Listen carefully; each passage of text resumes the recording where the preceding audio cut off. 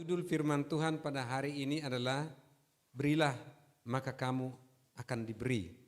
Sebelum kepada masuk pada firman ini, pertemuan hari ini bagi saya luar biasa di tempat ini.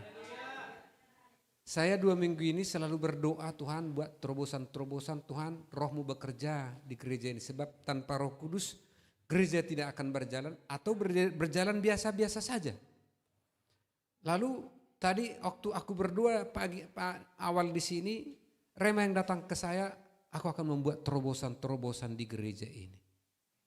Sebab gereja ini berdiri adalah karena kemurahan Tuhan dan dipertemukan orang 2 orang hari ini.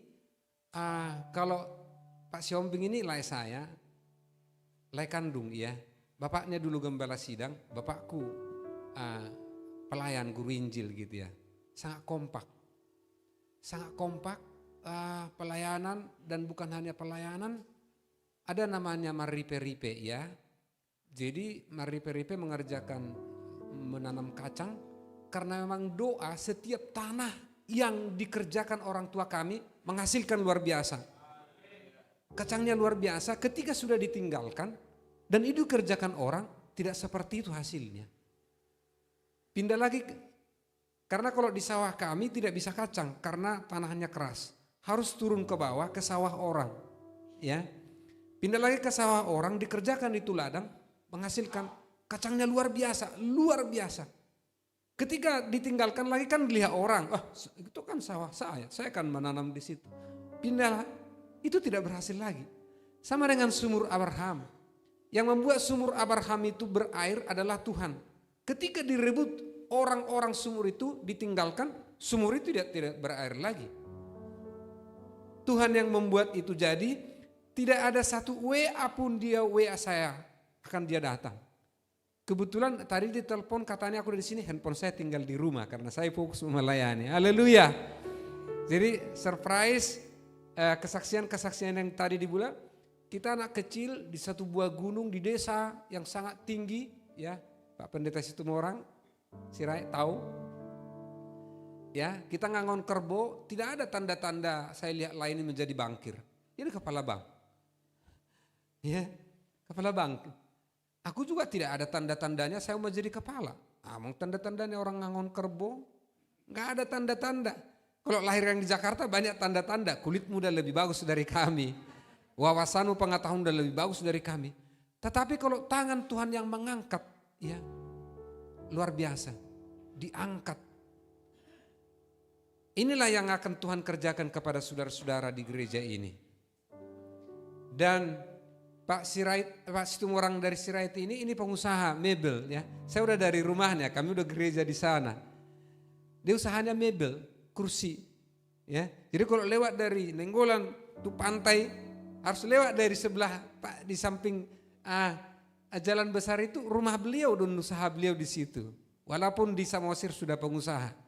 Saudara-saudara yang terkasih dalam nama Tuhan, bertemu lagi dengan Roni, dengan calon istrinya.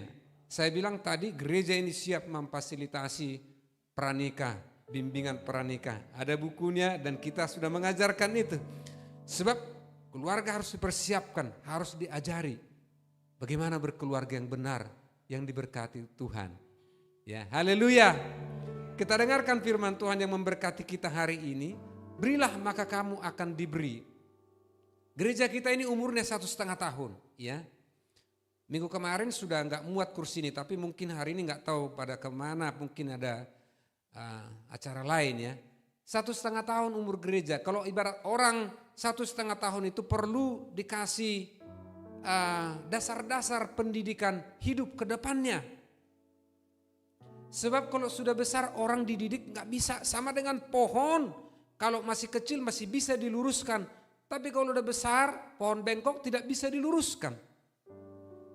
Maka gereja perlu mengajarkan bagaimana cara diberkati oleh Tuhan. Prinsip yang diberkati Tuhan adalah judul firman Tuhan hari ini, memberi.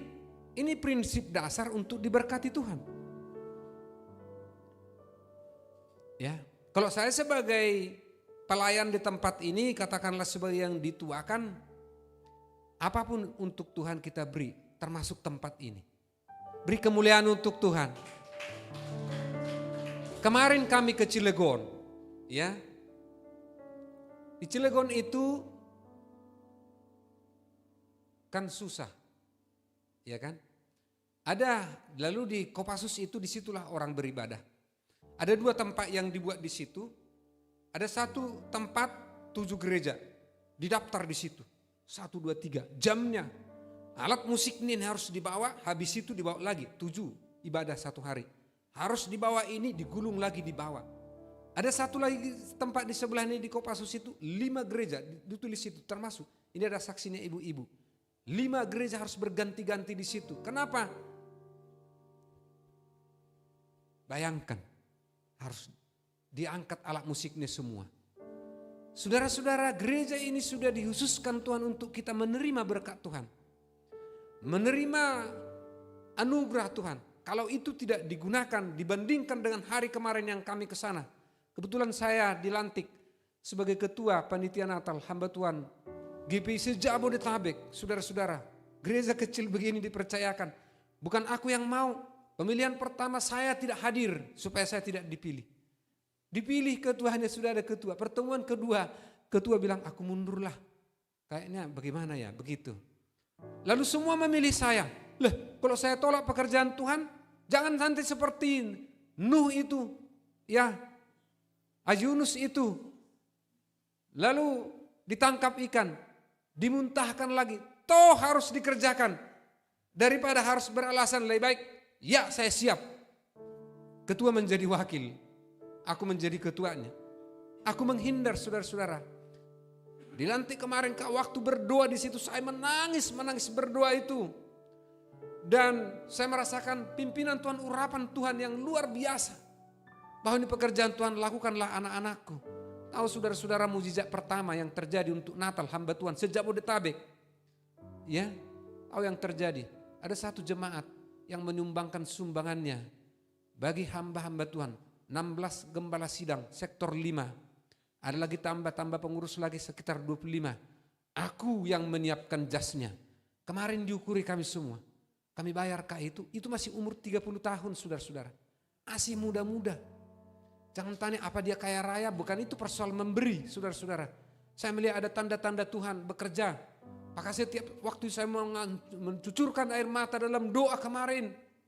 Ya, ini pekerjaanmu Tuhan. Welcome the Holy Spirit. Engkau berkati setiap uluran tangan yang sudah akan mengulurkan tangan karena butuh uang ratusan juta. Dan Natal kita sudah di sini di tempat ini akan ada nanti. Agustus sudah harus ada pemilihannya.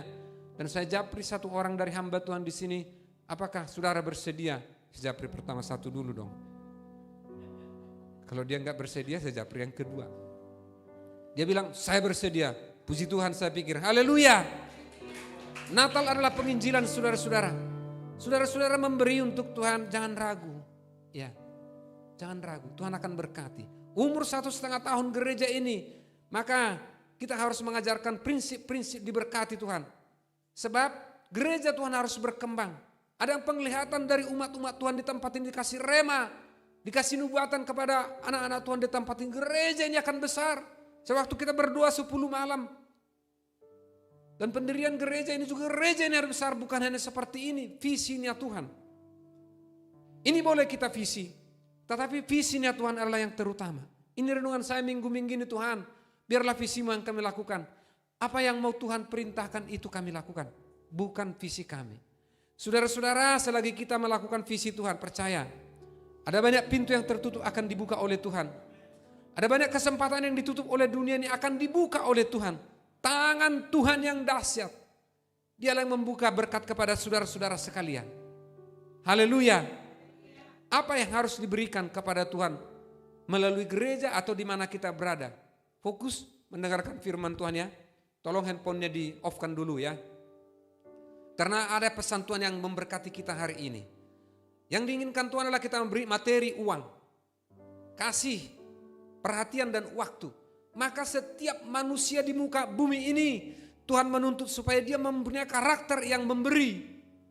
Mungkin engkau mengatakan saya tidak punya uang karena saya belum bekerja Pak Pendeta. Enggak apa-apa, berikan kasih kepada keluarga, pada gereja. Berikan perhatianmu, berikan waktumu secara maksimal. Tuhan menuntut, menginginkan bahwa kita menjadi pemberi. Tidak ada alasan kita untuk tidak memberi. Itulah bahan dasar Tuhan akan memberkati kita. Saya melihat di muka bumi ini, siapapun yang suka memberi dengan ikhlas dan tulus, Tuhan buka jalan kepadanya. Dan saya melihat orang-orang yang pelit, yang kikir, yang dalam bahasa Ibrani disebut dengan holit, sigotilmonis. Udah pelit, memberikan monis lagi. Monis itu adalah bulu lagi. Gak tahu lagi ngerti Ciwawa nanti di sini. Bulu lagi adalah bagian-bagian padi, beras yang tidak dimakan, yang tidak berguna, bagian kecil-kecil. Itu pun kalau dia memberi harus dibelah 7 lagi, baru memberi. Itulah orang Batak mengatakan sigotilmonis.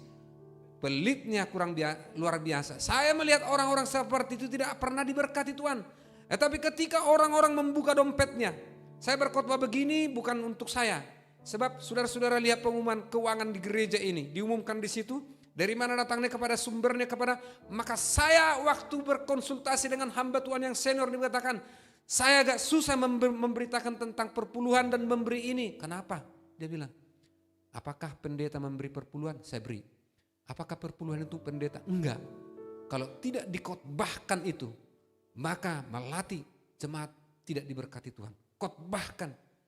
Dan saudara-saudara melihat di situ diumumkan semua. Ada banyak masalah-masalah problem tentang gereja di dunia ini. Ada gereja yang tidak mengumumkan persepuluhannya, tidak mengumumkan persembahannya. Maka dikomentari gereja tertutup. Ketika gereja membuka segala sesuatu yang terbuka di situ. Saudara-saudara, apakah membaca pengumuman keuangan itu? Jangan-jangan tidak pernah kita baca itu di situ. Di situ detail oleh bendahara berapa masuk, berapa persembahan hari ini, berapa persembahan kembang, siapa saja yang memberi perpuluhan. Pernahkah kita baca itu? Saudara-saudara dibaca. Karena gereja menjawab tantangan yang mengatakan gereja tertutup, maka gereja kita terbuka. Haleluya. Gereja ini akan besar. Jangan lihat sekarang, tapi gereja Tuhan sedang mengadakan pemurnian. Bersiap-siap untuk diberkati oleh Tuhan. Mari kita baca firman Tuhan yang tertulis dalam Lukas 6 ayat 38. Lukas 6 ayat 38. Untuk menghargai firman Tuhan kita bangkit semua berdiri. Dan ada di teks. Ya. Lukas 6 ayat 38. Mari kita baca bersama-sama. 1, 2, 3. Berilah dan kamu akan diberi. Suatu takaran yang baik, yang dipadatkan, yang digoncang, dan yang tumpah keluar akan dicurahkan ke dalam ribaanmu. Sebab ukuran yang kamu pakai untuk mengukur akan diukurkan kepadamu. Haleluya. Silahkan duduk.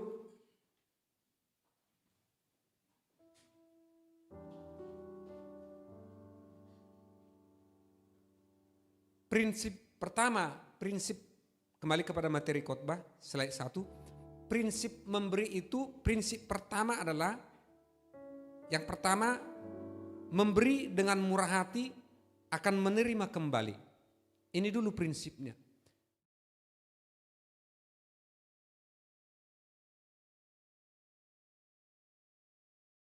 Waktu, perhatian. Berikan itu kepada gereja, berikan itu kepada keluargamu, berikan itu kepada kantormu di mana engkau bekerja. Waktu terutama, kasih manajemen yang baik. Ya. Manajemen apa yang mengalahkan manajemen kasih di muka bumi ini, saudara-saudara? Enggak ada. Saya banyak membaca buku manajemen karena tuntutan profesi saya harus begitu. Manajemen kasih tidak ada tandingannya. Itu harus diberi dengan hati, dengan murah hati, dengan sukacita. Karena ukuran yang kamu pakai untuk mengukur akan diukurkan kepadamu.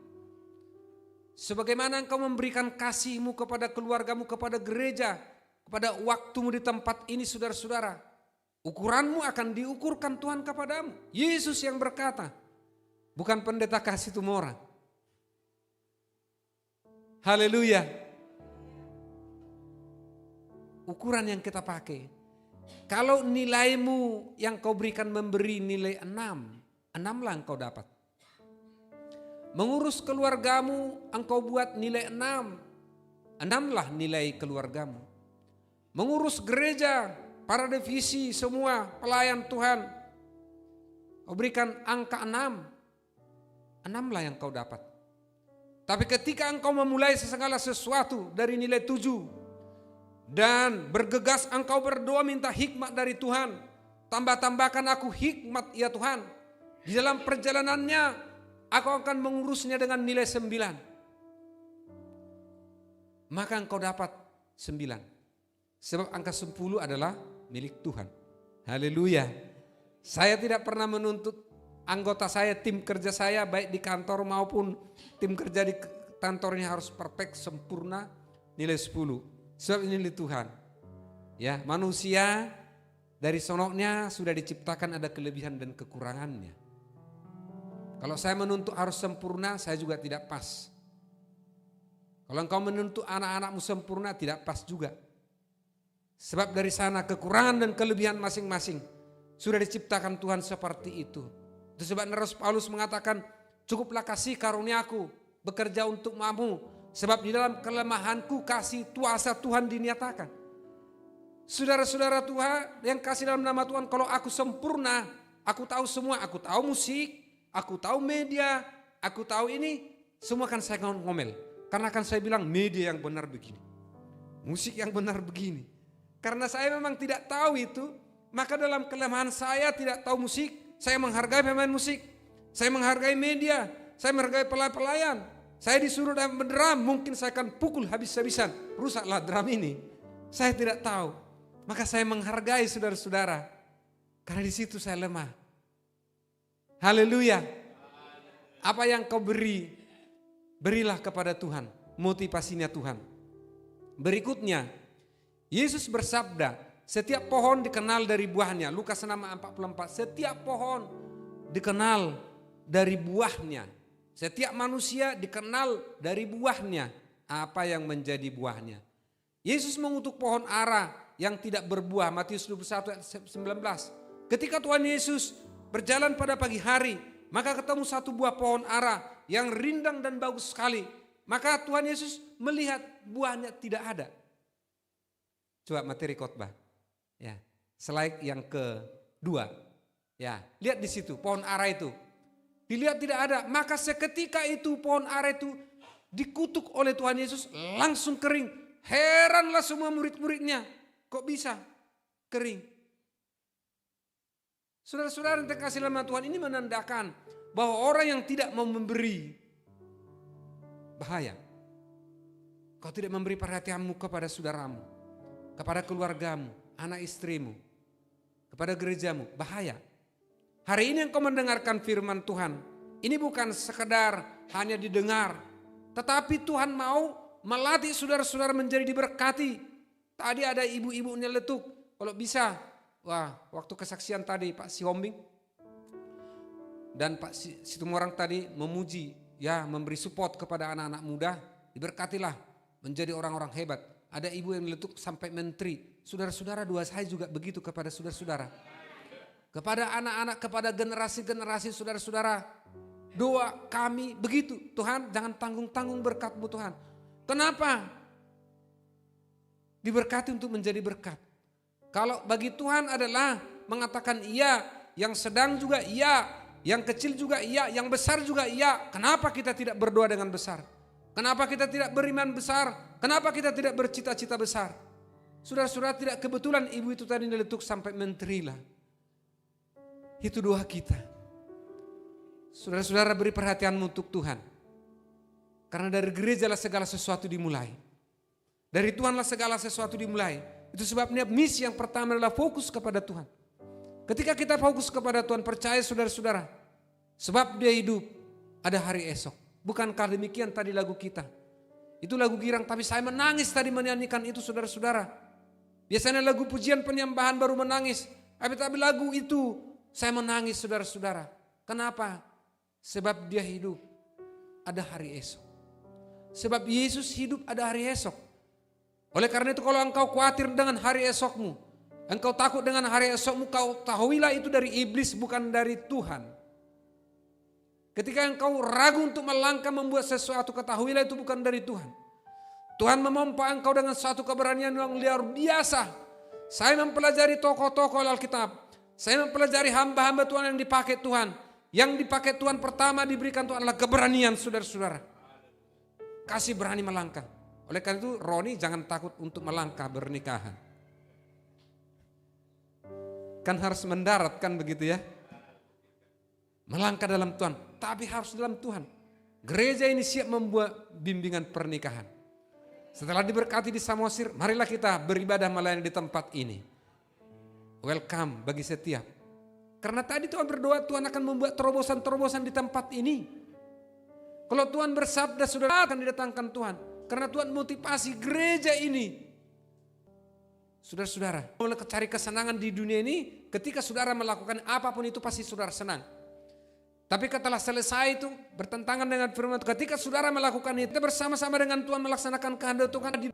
Saudara-saudara harus mengatuk pintu-pintu rumah. Saksikan gereja ini. Setidaknya saudara mengatakan, gereja kami ada berkat Tuhan. Katakan kasih Tuhan. Gereja kami, gembala kami itu loh orang miskin loh dari gunung. Katakan itu. Tapi karena sungguh-sungguh melayani Tuhan diberkati Tuhan. Katakan itu tuh. Lihat loh. Ini ada beberapa jemaat yang kami kunjungi ilmunya Edo. Ya. Ternyata beberapa orang itu saudara-saudara diberkati oleh Tuhan.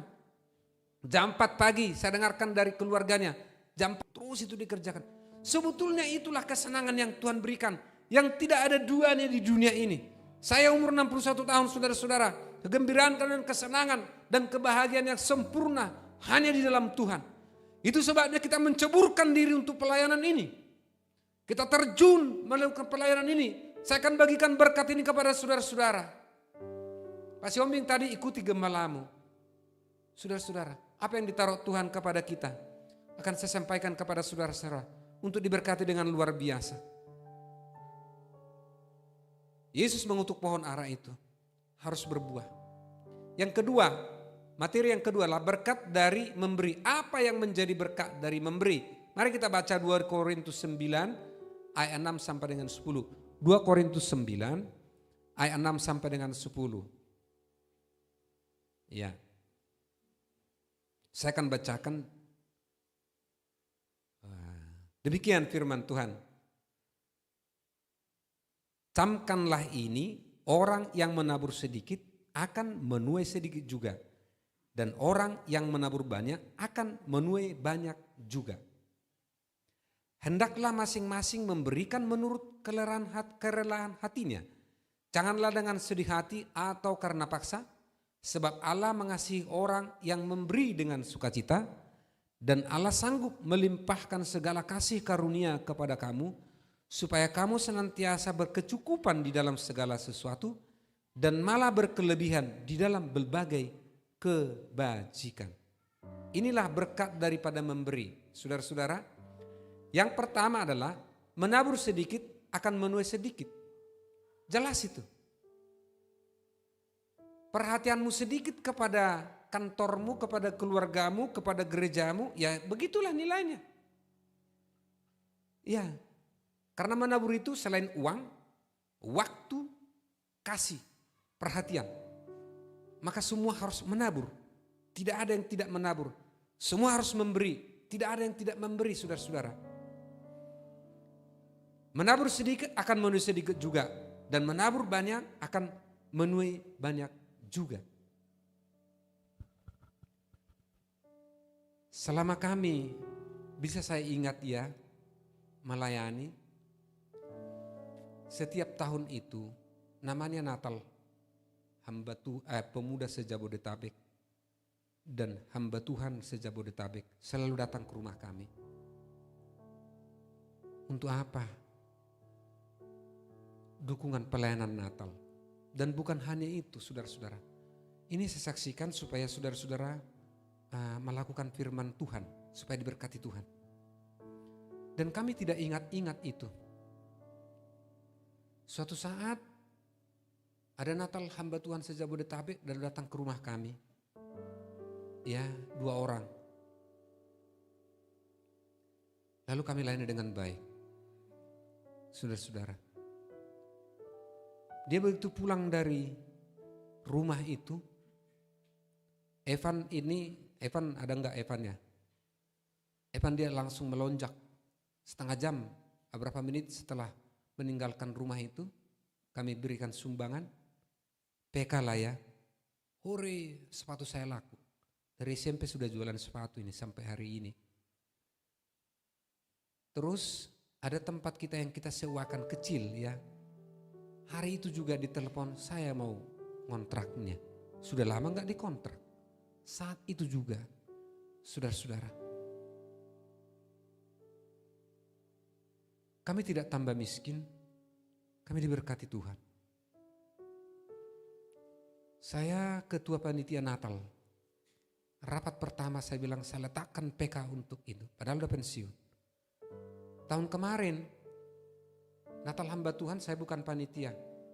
Karena udah pensiun 4 tahun, saya tidak mau memberi. Apa dibilang Ibu Gembala?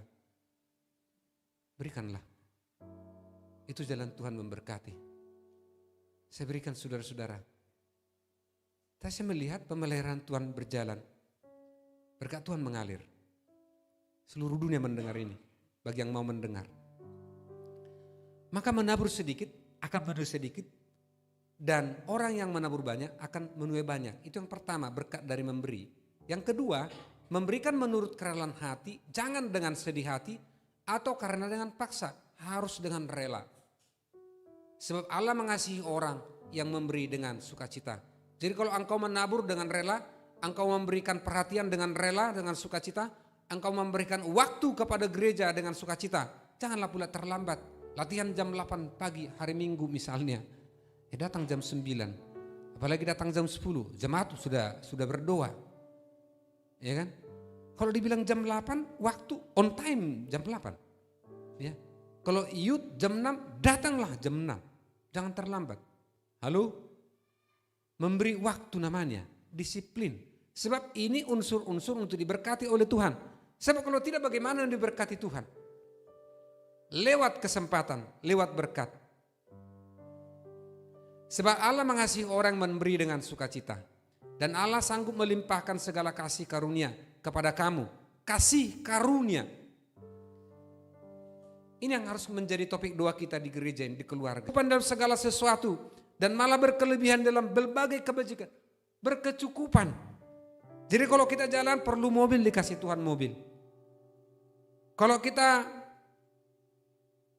mau ke Yerusalem, dikasih tiket. Kan begitu ya, berdoa di sana, begitu. Kadang-kadang ketika khotbah dibilang gini, kalau saudara takut, bisa enggak ya? Keraguanmu itu yang menutup pintu itu.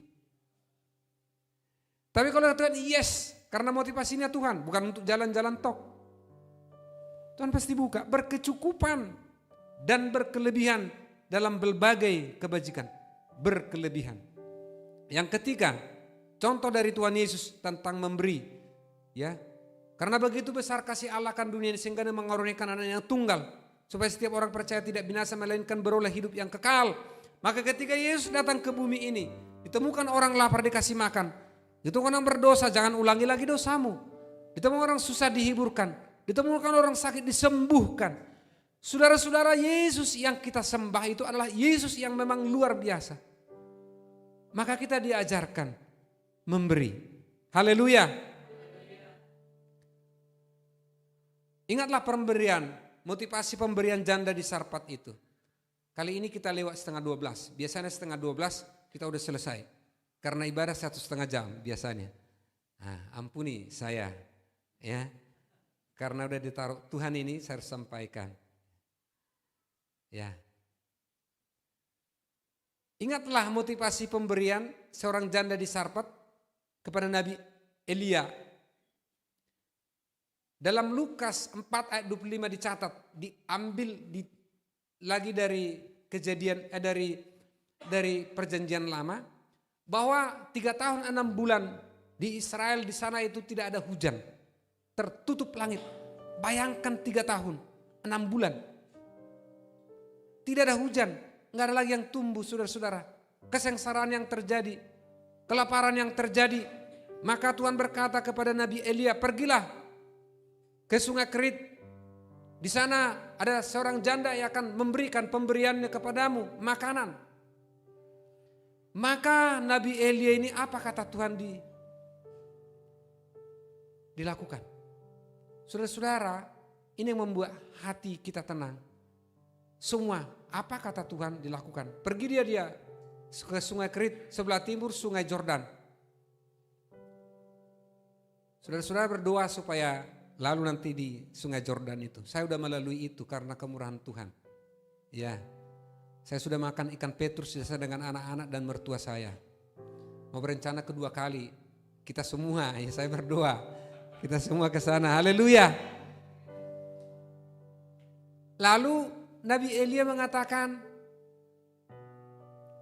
setelah dipelihara burung gagak dia di situ, baru dia datang ke Sarfat.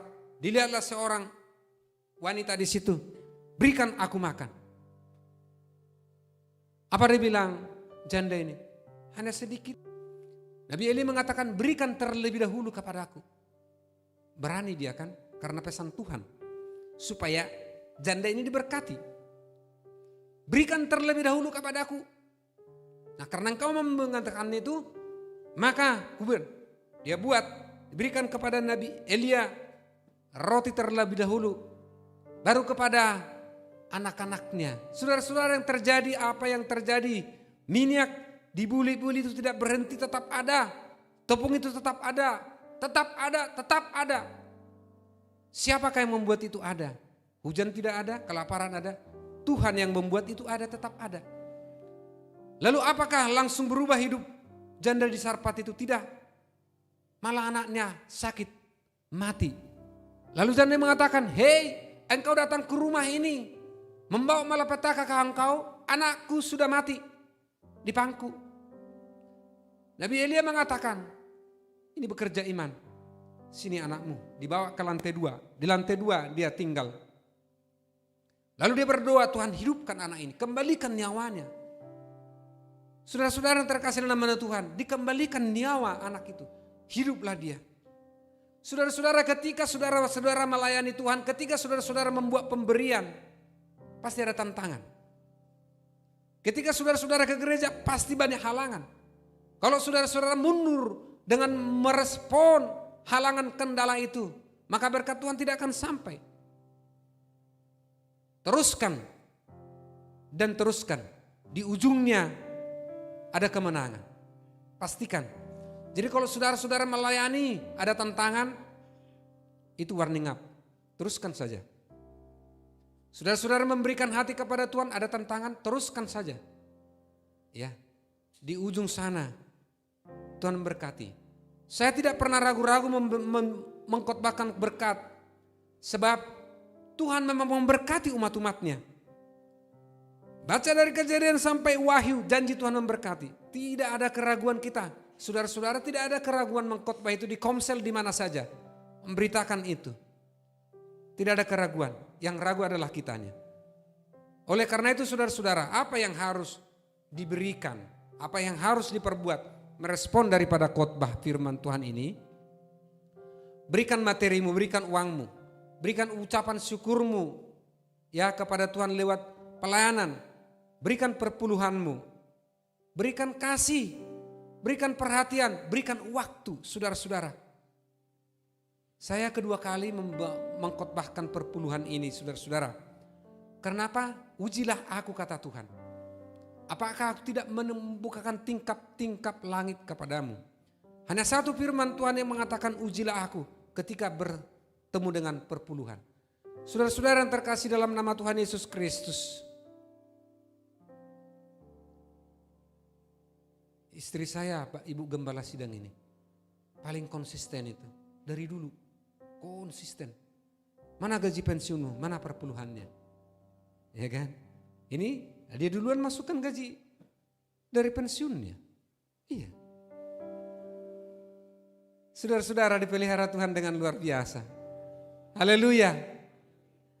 Imanmu tertuju kepada Tuhan. Saya belum bekerja Pak Pendeta, berikan kasih, berikan waktu ya kepada Tuhan, kepada gereja. Haleluya.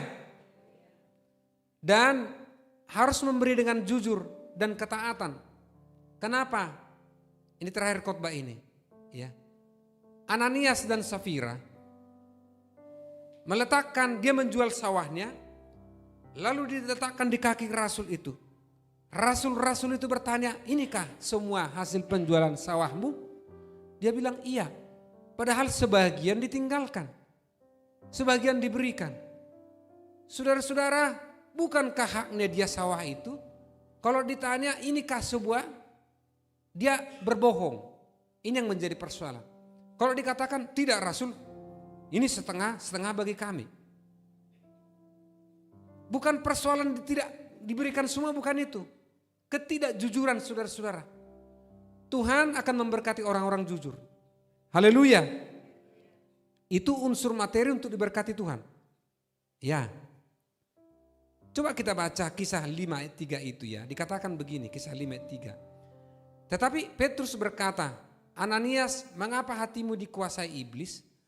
Sehingga engkau mendustai Roh Kudus dan menahan sebagian dari hasil penjualan tanah itu.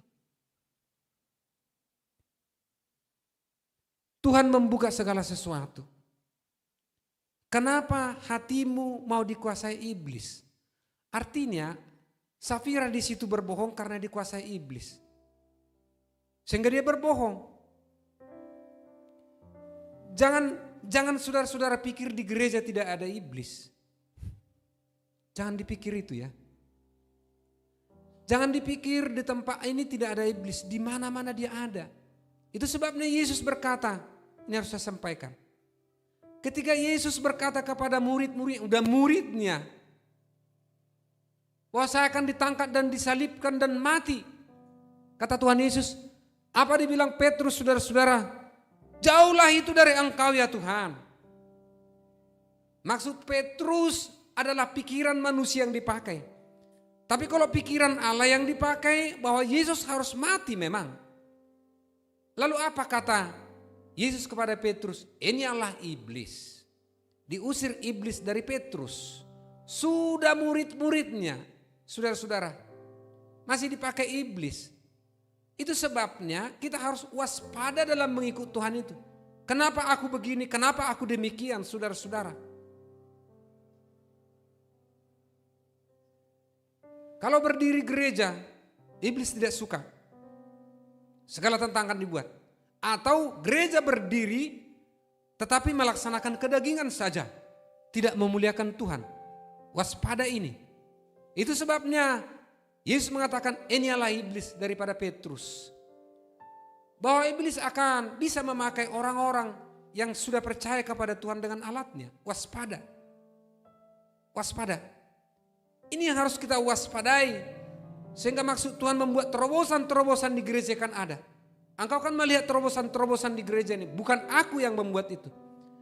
Bukan Pak Guru Harasin Tua, Kepala Divisi, pelayan. Enggak. Tuhan yang membuat itu. Tetapi kita harus masuk menjadi partnernya Tuhan.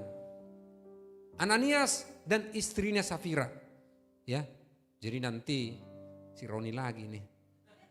Diberkati Tuhan nanti punya anak. Kayak bagus ini Ananias. Jangan dibuat namanya itu ya. Apalagi Safira, jangan. Ya, karena suami istri sepakat berbohong. Sepakat mereka berbohong. Itu, makanya Tuhan marah.